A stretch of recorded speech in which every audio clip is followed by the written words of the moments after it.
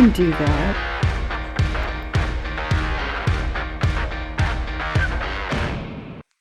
This week's project is a vintage, possibly an antique, shoeshine box. It looks primitive, in other words, handmade to me. It's very dirty, soiled, it's rusty, it has a lot of old wax on it, and yeah, it's pretty dirty on the inside. Kind of dusty, very, very dusty. So I'll have to clean that out. At first I thought that this was put on incorrectly, but when I think about it, that could be the way they wanted it, because when it falls down, it automatically keeps it closed, whereas if it was actually in the correct line, it may not stay closed. So, yep, it has some loose nails on it, very dirty. We will take the nails out. I'm going to take it all apart. First, I'll wash it with some soap and water and get it clean enough to handle. Then I will use my wax wash, and I believe I'll take it apart first. I'll take it apart, use the wax wash, get that as clean as I can with a wax wash, because I think it will remove some of this polish. It's not going to remove all of the polish, I know. I just don't have high hopes for that. And I might use, I don't know, a little denatured alcohol or some paint thinner to try to get that clean. And last but not least, if I can, if it looks like it might help, I will do some bleaching. I'll use some oxalic acid on it. That's my plan. I am not going to make it perfect. I'm going to restore it. So, I'll clean it up. I will remove as much rust as I can and get it looking neat and clean. And it still functions okay. It did come with these implements, these brushes and bits of wax and things like that. I don't know how old that is. So, yeah, I don't know if we know anything about that. Boot polish, Esquire. It comes with this little thing. Contains lanolin. This looks like an old one right here. I'll have to look that up. I'll have to look for it. It looks like someplace in Georgia. Leave a comment if you know anything about it. These brushes are obviously old, but we'll do the same. We'll soak them and try to get them cleaned up and see how we can do and put it back together again. Okay, let's get going.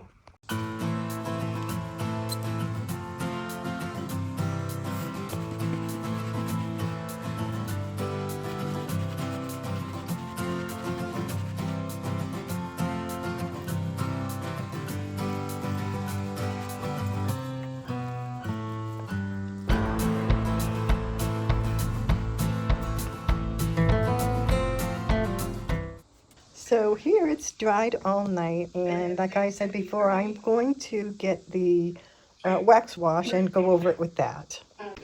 I'm also going to try to save these shoeshine tools, and I'll give them a really good soaking with my industrial strength Zep.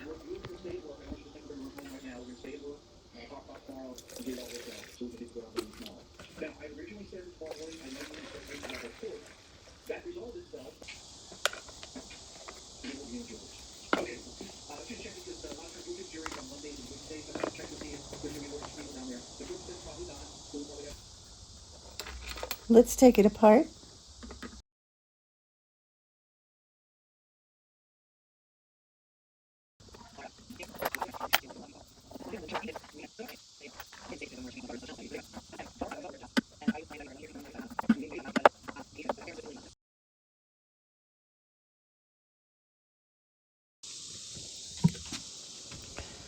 So this has nails in it to hold the shoe form on, and I'm going to try to pry it off. It looks like it's a bit loose right here anyway, so that will help. I'll use my 5-in-1.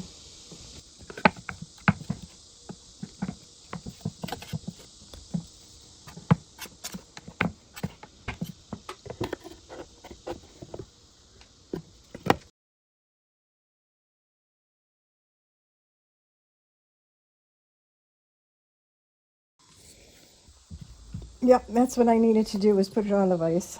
It does have some nails in here, and I need to pull these out.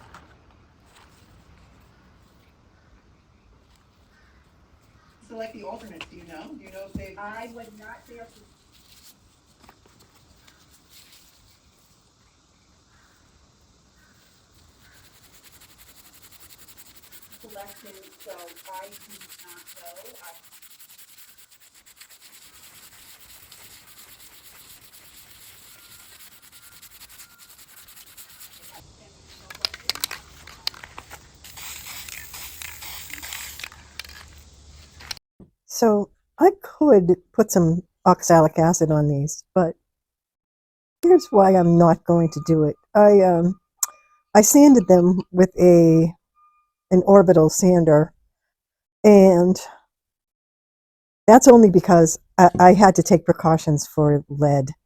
Um, it had some kind of red paint on it, which, if I had done the lead test, would have probably given me, least of all, a false positive. So I just assumed it was lead, and I took the precautions. But I had the full coverage and everything, and my sander hooked up to a shop vac. Um, and then I wiped these down. Now, what I'm going to do is I'm going to see if I can't fill some of these cracks. I was able to conserve some of the writing. I have no idea what it says, but there's a few numbers on there. That's another reason why I don't want to use the oxalic acid. I want to, preserve that if I can. And there are some saw marks. So I removed most of it, and you can barely feel it. But I do want to save those because it was part of the whole process, all of this being made, by hand.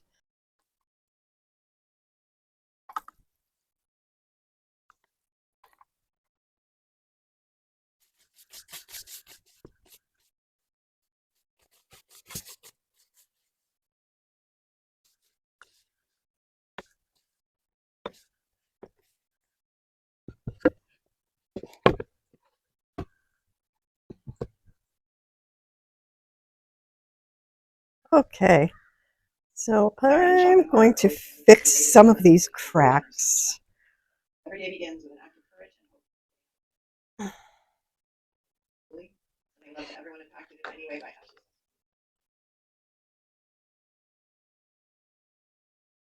So yeah, I'm just filling these cracks.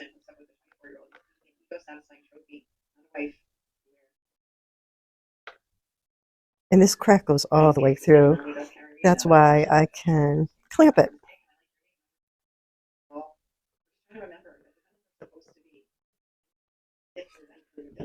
If you can see that. Yeah.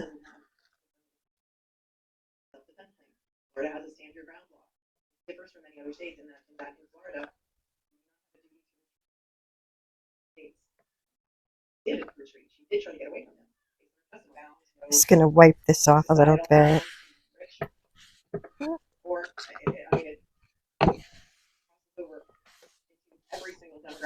To keep it nice and flat. And you can see how that's coming together nicely. I'll also pop one in the middle here, or actually on the side. Not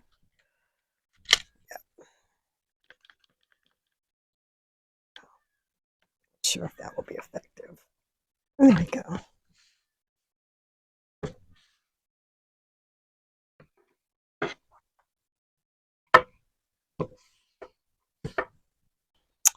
Yeah, let's fix some of these other cracks with the glue and the sawdust, and we'll see how that goes. A little bit more in there.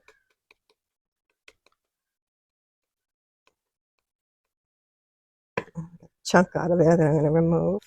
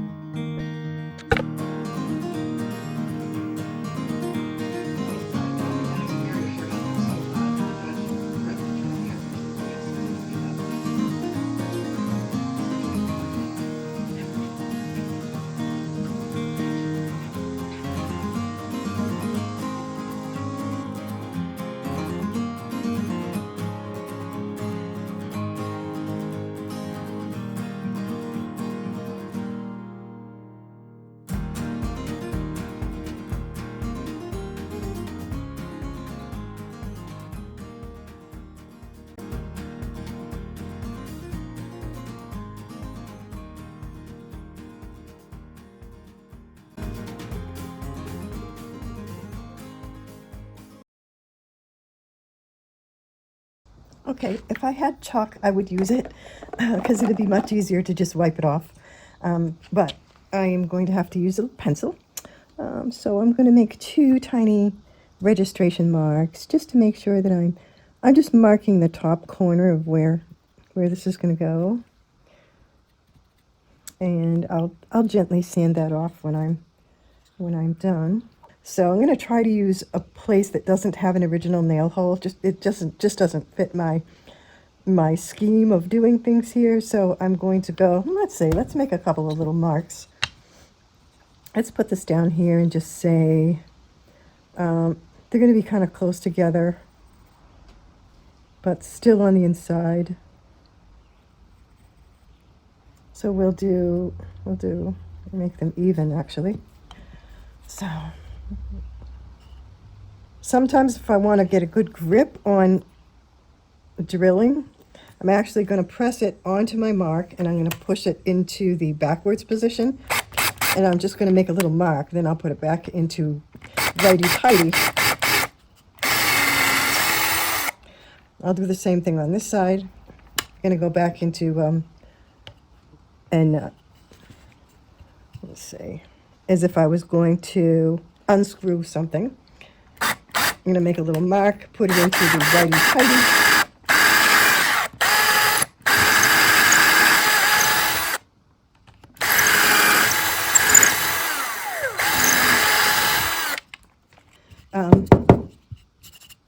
Let's mark it with how deep I actually want it.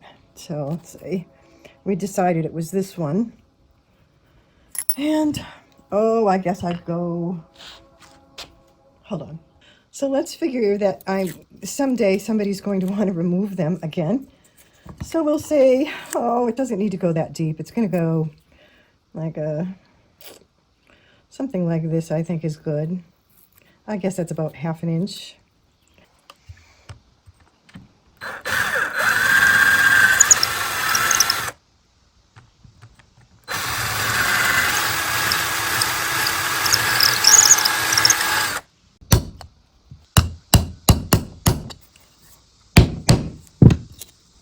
Okay, that was a lot of work for just making those holes, but it's actually worth it because,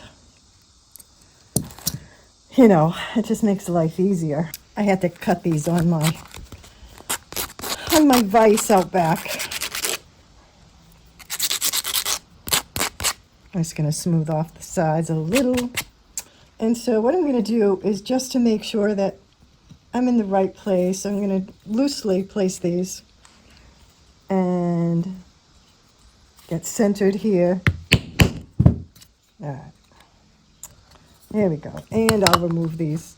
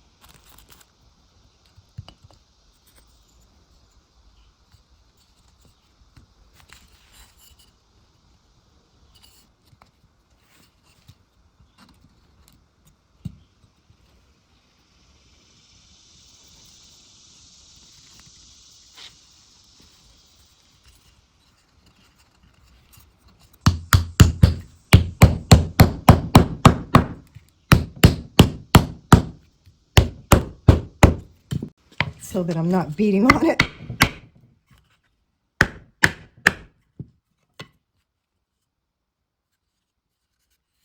Yeah, that's good. I like it. That's so much better than putting a million nails in it. So I'm going to coat all of these with some shellac. So I want to seal in any residual lead paint.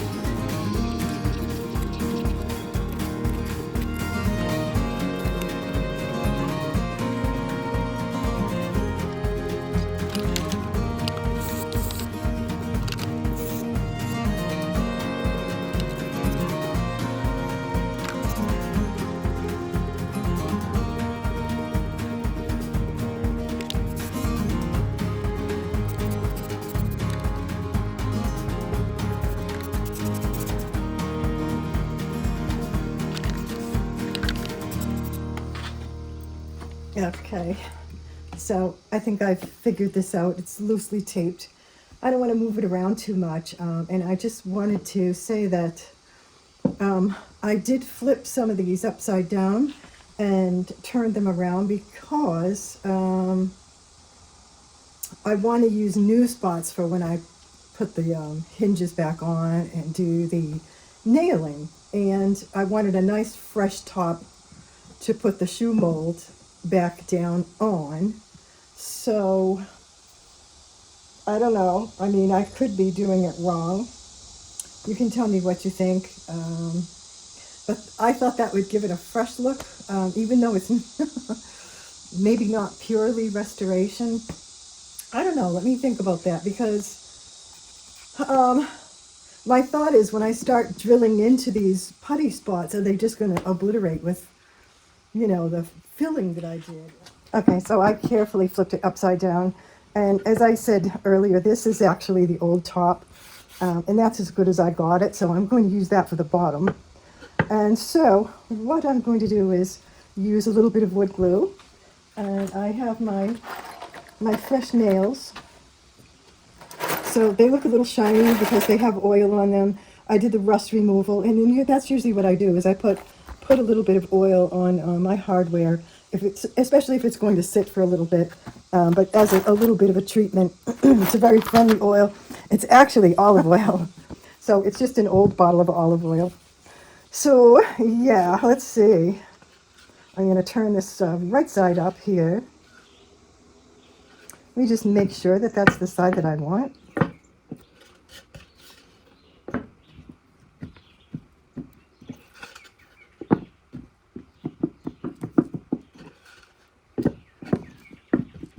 Actually, I think I'll do this side, and I'll leave this on the inside.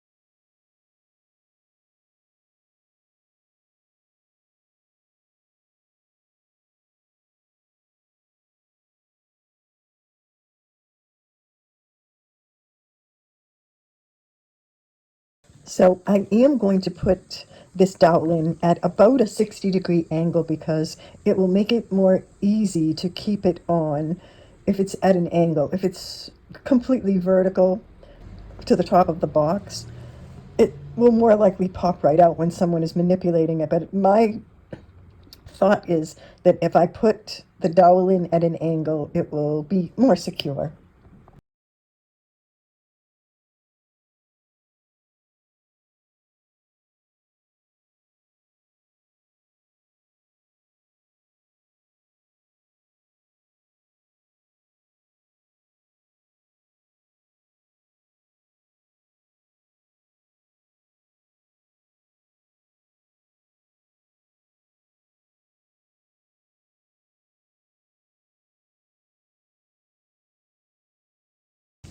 So I have my shellac in here, and I'm going to use a little bit of natural umber just to tint my shellac.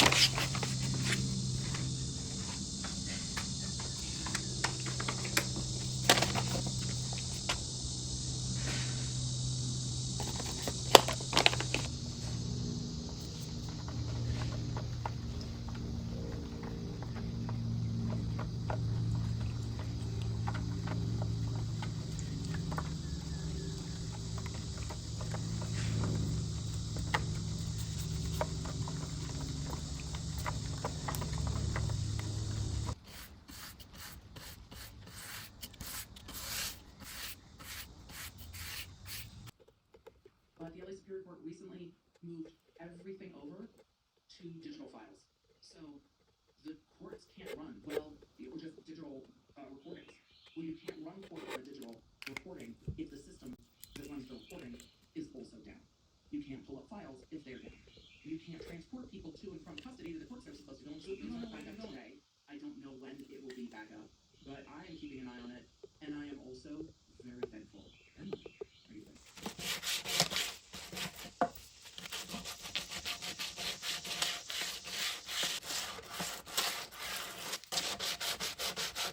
Body-worn cameras. They go on to say the trial took a dramatic turn when a lawyer for Mr. Baldwin began grilling a crime scene technician about her handling of new evidence that could have shed light on how live rounds reached the set. Oh, it was like a Perry Mason moment, McKnight said. Timely, this came down, well, yesterday, and B, Olympic lawsuits. Dude, do not fuck with the Olympics. I don't know if he did or not. Let's find out together. The United States Olympic and Paralympic Committee has sued a sports beverage company co-founded by social media influencer and wrestler Logan Paul on hydration. He has not named his name in the past. Do you think he's fine? Now, you know, if they will find out when you make a difference. Alleging that it is infringing on the Olympic trademark and asking him to feature NBA star and Team USA member Kevin Durant. Hi, thank you for watching this week's video. This week I worked on a restoration of an old shoeshine box, and I'll post right here. What I did was just a little internet search to see if I could find any old shoeshine boxes that were similar, and I found a few, so the prices range from all over. This one was in pretty poor condition. It appears to be handmade, and it was very stained, very broken, and yeah. So what I did was I took it all apart. I tried to fix as much as I could without totally changing the whole dynamic of it. So it's a mild restoration, and I say mild.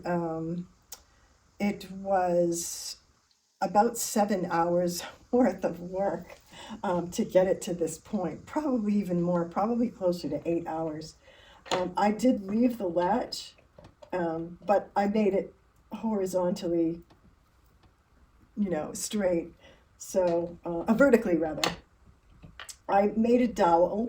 I didn't make a dowel, but I used a dowel to attach the shoe form. And I used doweling to attach the shoe form to the support underneath, small dowels. And I did a fair amount of coloring on this. I used the shellac with a little bit of raw umber dye, burnt umber dye, and I did some walrus oil on it.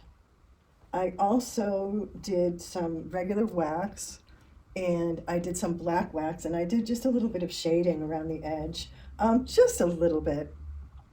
So yeah, it works okay. The top works really well. I did load it up with some parts here. I did over the brushes off camera. These brushes are in pretty poor condition, but they're very worn out. But I just sanded it down, and I stained it and oiled it. So yeah, there's that. There's this one. And then I did over the little boxes of wax. So there's nothing in them. All I did was paint the inside. And this one's a little, I have to wax this around the edge so that I can get the top off. I did put a little piece of paper inside because everything's not perfectly dry yet, and this is a brand new rag, so I didn't want to get it soiled. But yeah, what I did too was I turned, instead of putting the box back in the same way that it came apart, I actually flipped some of it so that there would be less nail marks and less staining. And yeah, this crack I got back together, but as you can see, it's not perfect. I did have to fill these joints a couple of different products just to get it so that it looked okay. But it's solid as far as stability. Yeah, so thank you for watching. I hope you like it. I'll show you a few close-up pictures. And yeah, if you're not subscribed, would you consider subscribing and liking this video if you do? And have a great rest of your weekend. And I wish you all good and beautiful things. Take care.